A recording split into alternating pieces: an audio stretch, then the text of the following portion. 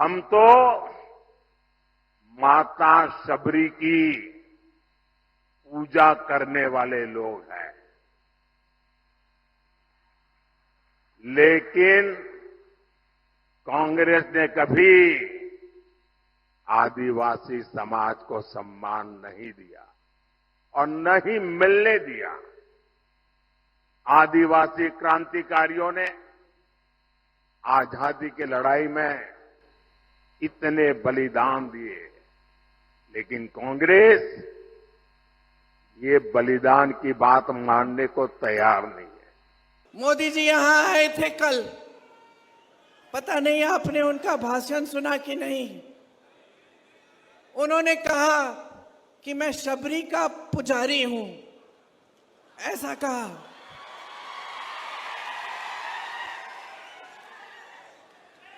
चलिए आप खुद ही हंस रहे हैं तो मैं क्या कहूं। कहा भगवान राम जिन्होंने शबरी को सम्मान दिया,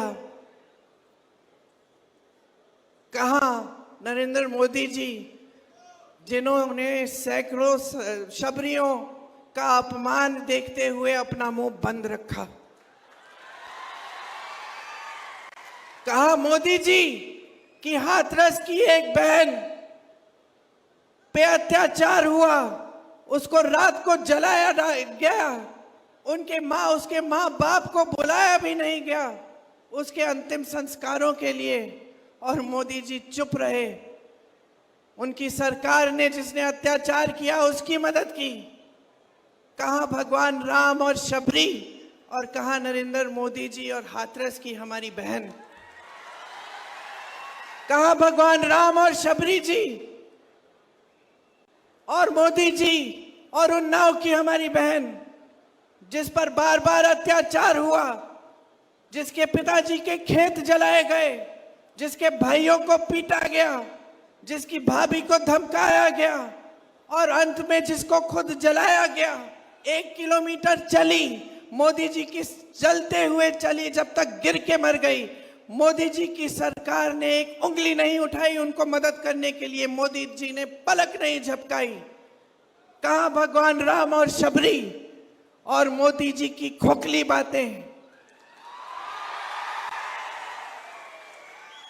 हमारी ओलंपिक की खिलाड़ी मेडल जीत के आती हैं, मोदी जी उनको घर बुलाते हैं, उनको चाय पिलाते हैं, उनके साथ फोटो भी खिंचाते हैं।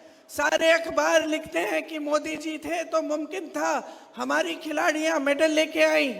वही खिलाड़ी जब चीख चीख के न्याय मांगती है, जब सड़क पर बैठते हुए रोते हुए कहती है मोदी जी मेरी मदद करो, मेरा अत्याचार हुआ है, तो मोदी जी अपने घर से नहीं निकलते।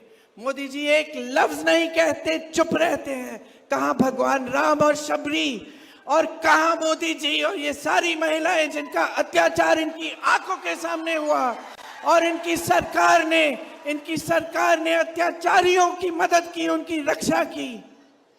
कहा मोदी जी जो उन्हीं अत्याचारियों के बेटों को टिकट दिए इस चुनाव में, वो सब चुनाव लड़ रहे हैं और वो महिलाएं आज तक रो रही हैं। मोदी जी की बातें खोखली हैं, मोदी जी का सम्मान खोखला है, सिर्फ बोलने की बातें हैं, सिर्फ वोट लेने के लिए बातें हैं।